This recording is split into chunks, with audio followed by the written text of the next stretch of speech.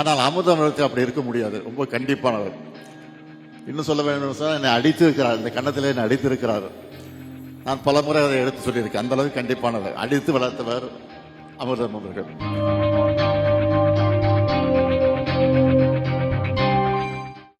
திரு அமிர்தம் அவர்களை பற்றி நான் சொல்ல வேண்டும் என்று சொன்னால், தலைவர் கலைஞருடைய சகோதரியுடைய மகன், அதாவது என்னுடைய அத்தை மகன் அமிர்தம் அவர்கள்.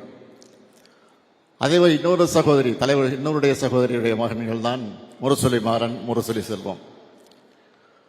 ஆக இந்த மூன்று பேரும் தான், அது நானாக இருந்தாலும் சரி, அழகிரி அவர்களாக இருந்தாலும் சரி, மூகா முத்துவர்களாக இருந்தாலும் சரி, தம்பி தமிழரசு அவர்களாக இருந்தாலும் சரி, செல்வியாக இருந்தாலும் எங்களை எல்லாம் அவர்கள்தான் வளர்த்தார்கள்.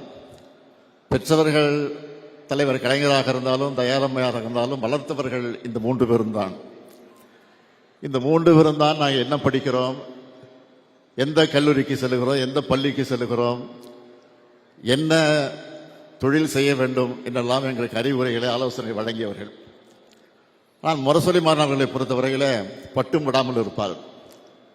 முரசொலி செல்வங்களை பொறுத்தவரையில் ரொம்ப சாந்தமாக, எதை பற்றியும் கவலைப்படாமல், ஏதாவது எங்களுக்கு பிரச்சனை ஏற்பட்டால் அதை உடனடியாக நிவர்த்தி செய்து விடுவார்.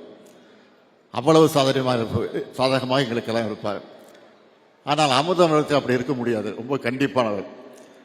இன்னும் சொல்ல வேண்டும் சார், என்னை அடித்து இருக்கிறார். இந்த கன்னத்தில் என்னை அடித்து இருக்கிறார். நான் பல முறை அதை எடுத்து சொல்லியிருக்கேன். அந்த அளவுக்கு கண்டிப்பானவர், அடித்து வளர்த்தவர் அமிர்தம் அவர்கள். ஆக அப்படிப்பட்டவுடைய பேத்திக்கு நடைபெறக்கூடிய மனவிழாவிலே கலந்து கொள்கிற நேரத்தில் நான் உள்ளபடியே மகிழ்ச்சி அடைகிறேன். இங்கே சகோதரர் ராஜா அவர்களுடைய குறிப்பிட்டு சொன்னார், இன்றைக்கு நாடு எப்படி இருக்கிறது என்பதை பற்றி அவர் இங்கே சுட்டி காட்டியிருக்கிறார். நான் அதிகமாக அந்த பிரச்சனைக்கு போக விரும்பல, அரசியலாக்க விரும்பல. இது ஒரு குடும்ப விழாவாக இருக்கிற காரணத்தால் நான் அதிகம் அரசியலுக்கு செல்லல. ஆனால் ஒன்றை எண்ணி பாருங்கள், இன்றைக்கு அமிர்தனுடைய மகளாக இருந்தாலும் மாப்பிள்ளையாக இருந்தாலும் ரெண்டு பேரும் டாக்டர்கள்.